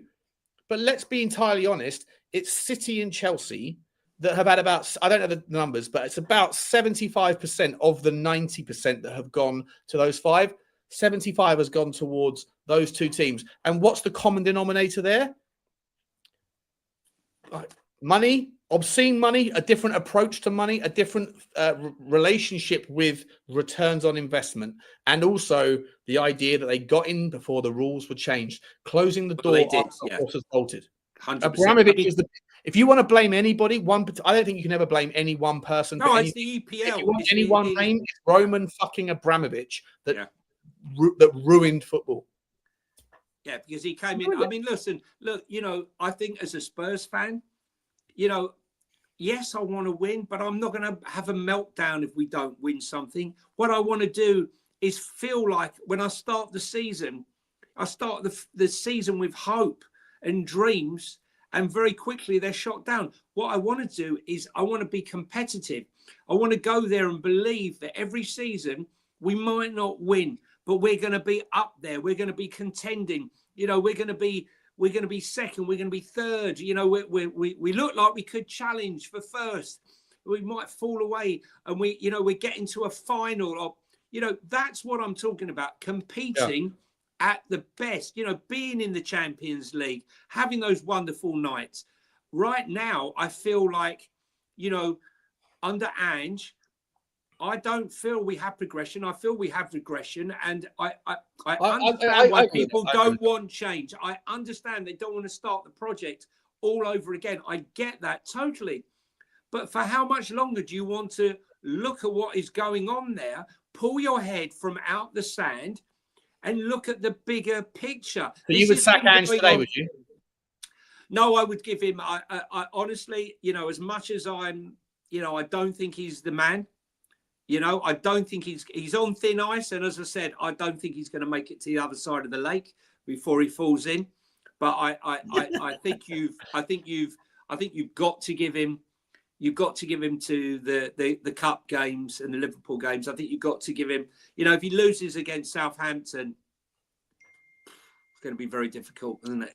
Yeah, listen, I agree. Like, I think he's dancing a little bit on thin ice for sure. Not dance. I just think that, like, the guy's still in. When was the last time that Tottenham was still in 3 competitions out of 4? Oh, Sean, now I'm going to pull you up on this one right now. Sean, okay, we're by the skin of our teeth on thin ice. I was at Coventry, 87 minutes. We were going nowhere. We are still in there. The one player he won't give a second to, Jed Spence, saved his bacon, right? And that was a shocking performance. And let's be honest, right? In this Europa League, we have been dealt a very lucky hand, right? We haven't got many hard games, right? But we struggled really against a lot of these teams. We struggled against AZ Alkmaar. We won a penalty. Yeah. We weren't brilliant at Ferencváros, right? Galatasaray, we were out. Well, we're still in. I hear you. We haven't been great. No, we're getting by. We're getting by. You know what? There's not a single team. I can't remember any team. I can't remember. Doesn't mean it hasn't happened, because I've got a terrible memory, thanks to all the alcohol I drink. But I don't remember any team winning a cup very, very recently that just walked past everybody the whole way. I think I don't expect to walk, Shawnee, but you know, I don't expect to walk. My point is, can you tell me the last manager that by December the 10th, 9th, we were still in every competition that we started the season? Because I can't. Sure. No, I remember this time last season, we got knocked out by Fulham in the 3rd round of the cup because he. That was in August. That happened in August, right? That was in the Carabao Cup last season. I think beginning of September, whatever, right? But all I'm saying is that as bad as the league is, as bad as the form is, and as bad as the trend is, and I'm not sitting here saying we shouldn't ignore it, we shouldn't discuss it, we shouldn't be concerned. 100% we should. And do I think that if this trend continues, we're going to go anywhere in the league? The answer is no, I don't. Right? Or any of the cups. I think if we put in performances like we have recently against United, I don't think Tamworth quote shouldn't be a problem. Well, Rangers have been shocking. Rangers is a difficult one, right? But I think you have to. If you're not going to allow the guy to at least fail this, what difference does it at this point? To quote Hillary Clinton, at this point, what difference does it make regarding getting rid of him? At this stage, he hasn't done anywhere near enough to qualify to be sacked at this point. And I agree with you, all of the concerns that you have. I agree with all of the concerns that we all have. His stubbornness, his inflexibility. I also think that we were never going to win the league anyway. And one cup, right? One cup. And we are 3 games away from that in the in the Carabao. Right, we'll see what happens in the others. But until that story plays out, I think if you sack him, it's outrageously. No, he hasn't done anything enough to be sacked. Look. I as much as I've lost a lot of faith for Ange because his refusal to change.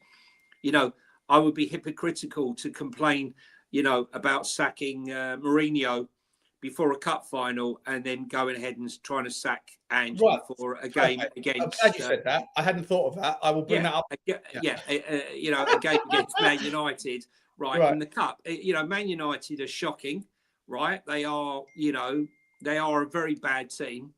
Yeah, but if we get to the semi-final of the Carabao Cup, right? Are we seriously advocating sacking a guy who's got us there before he's let us down on the provision that we think he's going to let us down? If we're doing that, to your point, mate, then we are no different now. The people that are mad about Levy for doing that to Mourinho they're guilty of the same mindset. You have to give him enough rope. If it means that he hangs himself with it, so be it. But you have to give the guy the rope. You have to. It's so. I'm not saying I don't share your concerns. I unbelievably do. But you have to let it. You have to let it play out. And if it doesn't work out, you sack him. And guess what? All right, we start again. It's only football. It's not going to stop me. Do you think he would walk? No. One of the best things about Australians and one of the worst things about Australians is they are out of Australia. They're pig-headed. They like it their way, right? But they're not. He's not going to walk from Tottenham. I love Australians so that they're very, very confident in their own. Not with the compensation in hand. No, of course not. He walked out of Australia because he probably was owed tuppence halfpenny. Johnny, I need you to answer this, Brian. Thank you so much, man. I'm going to come back. I'll be back to hear the end of Johnny. I've got to go for a wee. And Johnny, I need you to answer Brian's super chat. Things are difficult, but would someone else really? Listen, I think. Listen, there were two projects with Spurs when Gabonini and Fabio were there. That was to build up the academy. They got rid of the Instagram kids, cleared out all the kids who, look at me, I'm at Spurs, but we're never going to go anywhere. And started recruiting all the best 15 to 19-year-olds throughout Europe, the world. And that's what we started to do. And we've done a very good job on that. But the other project was to buy oven-ready first teamers, under the age of 25, 26 for the first team. And I feel that since Gabonini and left and Fabio has been sort of pushed out to the side since Lange and Munn came in, we failed in that respect to deliver the oven ready variety, and I think that is a problem. But I'm not of the ilk that there's no depth. When we got our players fit and not all injured, I think we definitely have a better bench than we had last season. I'm sorry, I definitely think we have a stronger bench than we had last season with all these players when the players are back fit. We had one striker. If we have Richalison was fit, and half of the players, Bentancur was back there. We know who's injured, right? So I don't subscribe to this. There's no depth. Yes, we need other players. Yes, we need a backup left centre back. Yes, we need a backup left back. That's indisputable. But to say we have no depth, and this is the excuse, he's been let down by Levy because he's got no depth. I think he's let down himself with some of the comments he makes. I see managers in the Premier League with a far weaker squad that are performing better than us over the last year. Thomas Frank, Iriola. Do you think he's lost the dressing room a little bit, Johnny? I asked the question. I got into a lot of trouble with that. How many of these players are going to turn up and try to get him to save his job? I didn't see evidence. I didn't see it either. I was looking for something that I didn't see. And did you spot Ben Davies' shiner, by the way? Yes. Ben Davies had a black eye. Yeah. And I've not seen him come off the pitch I didn't see any evidence of late where there's something that happened in a game. So either that happened in an accident on the training pitch, or there might have been a squabble. And my dad posited this earlier. He was like, Sean, do you think there's any do you think there's any discontentment in the ranks? And I was like, I think there might be. I think that we heard about it like a month ago that there was like a bust up between Ange and a few players. I don't know if there's. I don't know if everybody is behind Ange in the dressing room. Right. So here's my rub. If you're not getting the game time you feel like you deserve, you've got your fan groups, like he's friendly with this one. Yeah, clicks. Yeah. Are you really going to sit there and not say, I don't understand how you're not getting the game, Jed, Region, whoever, not sure what's going on. Oh, did you hear, like, the coaches aren't quite sure about Ange's system? I mean, like, he's why isn't he out in training? You think the players haven't spoken about the fact that he's not around in training, right? Yeah. These conversations take place. Of course they do. And there'll be groups, especially if you're someone that's a little bit distant and you're someone that doesn't. Yeah, it's a very delicate balance, right? You're dealing. Can you imagine Rio? Can you imagine someone like Rio Ferdinand playing for Ange? Do you think that Rio? I don't know if Rio is the same guy that you see today on the TV that he was when he was in his 20s and playing football. But that guy is an absolute leader. He's not afraid to command. He'll call it as he sees it, but he does it with a command of the respect of people around him. I can't imagine someone like him not having any fears in telling Ange how he feels. And I don't know who they are, but I'm sure there'll be someone within that dressing room that possibly isn't okay with what's at play here. I heard there's a couple of groups, and the conversations go behind Sonny, because obviously Sonny. Really? Okay. Interesting. Because obviously Sonny's, he's the heart and soul of the club. What are you going to say?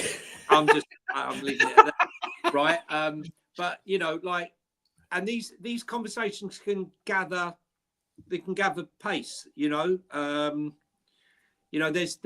been incidences with Bentancur and Lo Celso, where they had an argument when Lo Celso was told he was going to come on and play, and he was brought on in the 87th minute, and him and Bentancur sniggered to himself. Oh, really? And Ange didn't.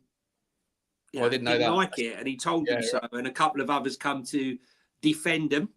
But look, this is, the politics exists everywhere, right? In your friends' groups, in the group of friends. Barry's upset John, and you have it, right?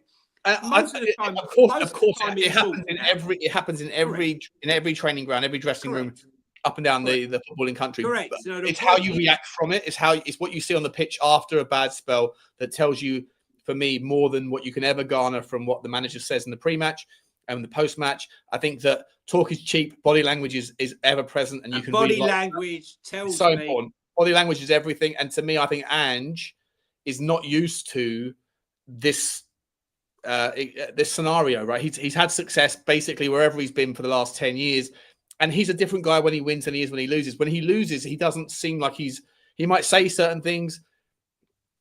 I think the body language and the energy is telling a tale. And I kind of believe that I think that he thinks deep down that these players probably don't buy into it. The fact that he said after 15 months that he's still trying to pursue a message. I said this on the last walk I did, right? Like, if you're still trying to embed 18 months in, surely. 18 months. If you're still trying to embed a message after 18 months, there's something wrong with the message, or there's something wrong with the messenger or the messengee, right? And for me, I think that is palpable. That said, I still don't think that you can possibly justify sacking a guy because he's still in 3 cups and the league. He's not that far away. Listen, I think top 4's done anyway, but he's not that far away. And Tottenham, if they had expectations of being in a title race this year, then that's on you. If you have expectations of being in the top 4 race this year, but you're also someone that doesn't care about top 4 because you hate the owner, then you can't then use that as a stick to bash anyone with. When you want, really, what you're saying is you want us to win a trophy, and this guy has kept us in 3 for the first time in God knows how many years. So I think that you have to let it out.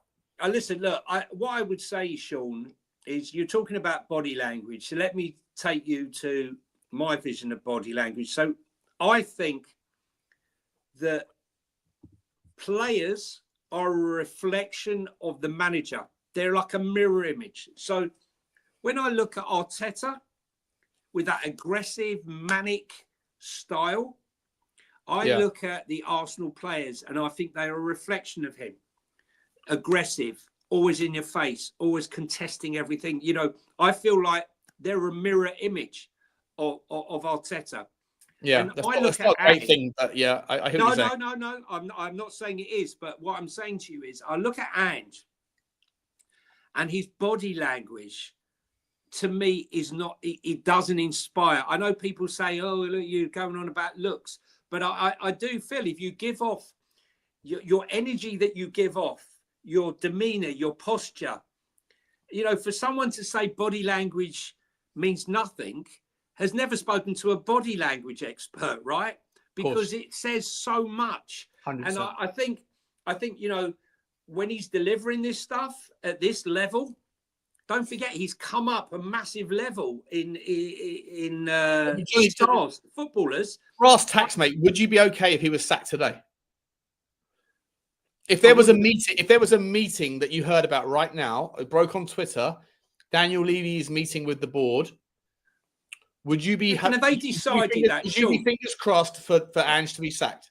No, I wouldn't be. No, I would. I would have to know the reason and the reason is he's not doing it, right? The reason is Tottenham fans are booing him. No, I don't think they're going to do it right now. Listen, it doesn't matter. Cry. In a world where it happens right now, I won't cry if he went. Right? You're asking me. If Daniel Levy phoned you and said, Johnny, we are split in the boardroom. We are 10 and 10. 10 want him, 10 don't. We're giving the 11th vote or the 21st vote to you. I would say you give them to Man United. Okay. Let us know in the comment section. Would you, if you got that deciding vote, if you were the phone a friend from Daniel Levy in Who Wants to Be a Tottenham Millionaire, would you? And I'm not. And I'm you not. Would sack him or would you not? I'm not Angin, right? I'm really. I know you're not. Yeah. I'm not. Listen, I'm not Angin. I think you should be Angin. I think I wait and see. But I think you have to wait and see. I didn't see enough, by the way, on Sunday to. I didn't see enough at Bournemouth. I didn't see enough at Ipswich. I didn't see enough at Fulham. I didn't see enough at Galatasaray. One win in 7. And I'm just gonna, you know, let's be serious here. You know, when you know we're not pulling shit out of our backsides. Shawnee, I'm gonna have to go. Like, really, you know, I've been up 2 hours. Okay. Yeah, sorry. I've got a couple of super chats, mate, and then let's do those. Let's do 5 more minutes, and let's try and wrap. I'm sorry, everybody. You know, it's been fantastic 2 hours, mate. 2 hours with Sean. It feels like it's been 45 minutes, mate. I know. So Hotspur. So first of all, thank you very much. Where did I get to? Thank you very much, Brian Timlin. Lovely to see you, man. Also, Brian, I haven't got your number anymore either. So if you can reach out to me on Twitter, if you'd like to come back on the channel, let me know. Thank you very much. Rainman, who said Levy, superb chairman of Tottenham Hotspur Group, but an awful CEO of Tottenham Hotspur Football Club. Listen. Everyone can feel how they feel. I disagree. I think that the grass is greener, but it isn't always. But thank you for the super chat, Rainman. Grandmaster Hinky, good to see you. Welcome back, Sean. Good to hear from you. And Johnny, thank you very much, my man. Thank you very much. Listen, guys, I don't know if the circumstances in which I'm in right now, it's so disruptive and breaking my heart every day with what's going on that I might have to bite the bullet and recognize that the only one path to a future free from dickheads is to shut the channel down because there's APIs that have been placed in the account. So every time I log in, it's giving them a backdoor. So long story short, if any of you know how to figure that stuff out, if anyone knows anyone who knows anybody in the world of programming that can help me, then reach out. But thank you for the super chat. Totspur63, 2 beers on me for you gentlemen next time you are at the lane. Thank you very much. Thanks very much. Very generous of you. I don't think Johnny drinks very much, so I will take the 2 beers and I will give Johnny. I'll have a beer. I'll have a beer, Sean. Get your own, mate. Get your own. I'll have a beer. I might not have 8, but I'll definitely have 1. Thank you, man. Thank you so much, Tosper. I really appreciate you, man. Good. I'd love to catch you there at the game. Rakdos Madness, Alan. How you doing, my man? Good to see you, Alan. I've still got your number. Actually, it's on the email. Levy is building a sports and entertainment empire. Unfortunately, it's at the cost of our men's first team. Also, unfortunately, we'll never have what was had in the past. Most unfortunately, it's the cost of mega growth. Listen, I don't disagree with any of those things. I just think that there's only one way if you have an owner that is typical, not atypical, and there's only 2 teams or 3 teams that have atypical owners. If you have the orthodox version, then profitability, sustainability, some sort of ROI is an ever-present part of these guys' minds to ask them to think differently after they've got to the place where they can buy Tottenham is unreasonable. And I just don't think, I just don't share the same vibe. But I understand why people have landed on Levy out. I just think the people that are proponents of the message, I think that they are, they're smart enough to know that what they are pushing is inconsistent logic, but they do it because it's a grift. The only way to make Premier League competitive is to implement a salary cap, but that wouldn't work because there isn't a draft system. Exactly. Yeah, salary Love cap. to see a draft, wouldn't you? A junior draft. For that to work, you first and foremost need every kid to go to university. You need all the universities to build out their own systems with regards to that. I played first 15 rugby at university, and we played in front of 2,000 people, whereas first 15 or first 11, 60,000 in America, 100,000 people in Notre Dame. College ball. College ball. Saturday college ball. You know, it's a whole different ecosystem, but it requires a protectionism around the ecosystem, and football doesn't have that, so it's never going to happen.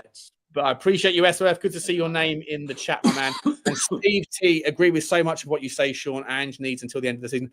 Appreciate you, Steve. Listen, I don't have any less faith or more faith than I think a lot of other people. I'm very concerned. I just think that it's not a sackable offence to lose to Chelsea. And it's not a sackable offence to outperform in your first 10 games, set unreasonable expectations, and then fall away. I think that the story would be different if it had started and finished differently. But I just think do I have concerns? Yes. Does he need to change 100%? Will he? We shall see. But for me, you can't sack him until the cup stories are done. And then for sure. But until the United game is over, until the Tamworth game is over, until the Rangers game is over, if everything continues in the same fashion by those games, I'm okay with it. But right now, I think it's far too soon and unreasonable. It's who we are, mate. Can I ask you, why has no one come on and offered to sponsor Ange? Like Flash Floor Clean, or, you know, there must be someone. I mean, there's an opportunity here. Specsavers. He's been looking at the floor for his glasses the last. Yeah, I mean, like, you know, there's so many opportunities for his obsession with floors. Yeah. Oh, you know what? He should probably get a Strepsil sponsor, and then stop coughing. I've got the Ange cough now. Can you imagine? Richard Woodley, thank you so much, guys. Some of the donations today have been sensational. Can we agree when it's been good, it's been really good? City Villa, so surely worth backing as the ceiling is higher. There's a point there, right? We have seen that we are capable, just not on a level that is frequent enough. Remember, depressing Conte defeats the Chelsea. Ange's perfect cup manager.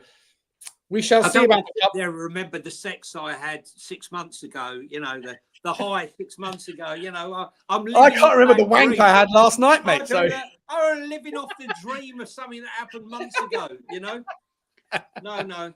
No, I mean, listen. You see, you'd be okay right now if Ange was sacked today, would you? No, listen. I just said to you, I think that he should be given till the United game.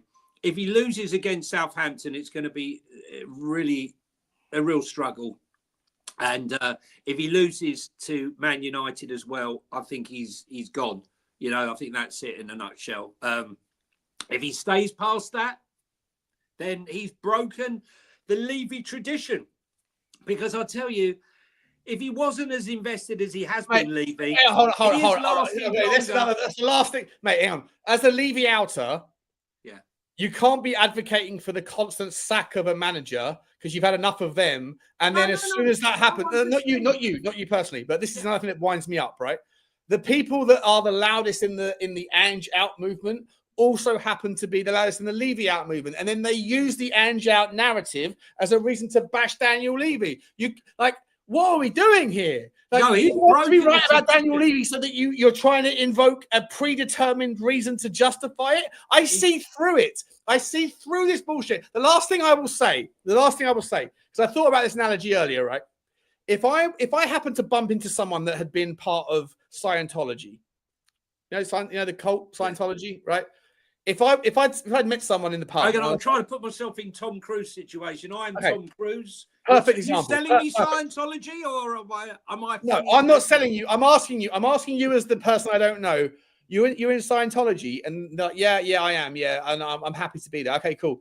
What happened there? Tell me the story. And if they told me a story that started with, it was 20 years ago, and I was young, I was lost, I was a wanderer, I was depressed, I didn't have anything, I had no direction, and I bumped into this guy who was an incredible person. He was a smashing guy, and he taught me about the wonderful virtues of Scientology. Then essentially, I would feel sorry for him because I know that Scientology is a cult, or at least I've heard it is, and what I think it is. And I would say, well, this guy was a lost soul, and he got basically sold to snake oil sales. A snake oil salesman got into him, got his claws in, and took him on that march. And I would feel sorry for that person. That's different to if I spoke to that same person and said, what happened to you with the idea of Scientology? And he said, well, I'd heard it was a cult. I heard that it was this ridiculously snake oil salesman expertise. And I wanted to find out for myself. And lo and behold, I ended up speaking to their chief guy, and he convinced me that it was a wonderful thing. And I'm so glad that I'm there. I've spent all my money. I've lost all of my house, my finance, and my friends have deserted me. But it was a good decision. It was a really good decision. I would feel differently because if you see the grift in front of you and you know what's going on and you still buy into it, then I don't have the same respect for people that didn't see it and that were convinced, because everyone gets sold to all day long. And with certain elements of the people that grift certain things in this community, I have no problem with those that fall into it and who believe it. But those who see through it, I would have a lot of less respect for those people that would still get on board it anyway. And that is the reason why, in terms of the Levy out movement, I will never, ever be a part of that. Listen, we're sold to every day. I don't believe any of the news I read. It's what they want to sell to us. And so, listen, Shawnee, you gotta go. It's been amazing. We've done 2 hours and 11. I said I was popping on for an hour. An hour and 56. We're an hour and 57. Were you getting 2 hours? I'm sorry. I thought we started at 4. We must have gone just. Oh yeah, no, that was my fault. Sorry, yeah, that was our original. Sorry, mate. You got better place to be, have you, Johnny? Listen, like Sean, there's no better place I'd love to be talking with you about the shit we're in right now. But listen, look, we're going to do this again, and thanks to everyone who's in the chat. Hit that like button, hit that subscribe button, more likes, hit the comment button, and let's get interactive. And Shawnee, if you could send me the link, I'll pop this up on my Twitter feed because Mr. 1 million views last week, Mr. 800,000 today. No, it's because people have missed the show who didn't know because it was a bit of a lastminute.com. Yeah. Send a link for people to come and find it and watch it if it's of interest to them. Love that. People will be happy to know that you're back. And thanks to everybody out there. It's been emotional. It's been wonderful. Guys, we're going to leave it there. Thank you so much for the super chats today. Really, genuinely, just super generous. And listen, and then me and Johnny were having a bit of a ding-dong sort of a little tit for tat there. It was nice. We got to the bottom of some things and we got to only the shallow areas of others. Guys, also for what it's worth, if you are into Spotify and podcasts and all that stuff, then this will be uploaded onto that in a moment. And every future video that I do and live stream, all that stuff will be uploaded over there. So if you're a podcaster, then podcast the life out of the Spurs Talk Show. And I will see you on the next one. Johnny, thank you so much. Thank you to everyone in the chat. Love you guys. We'll see you again. And as always, come on, you Spurs. It's only football, guys. It's only football. There you go, mate. Thank you very much.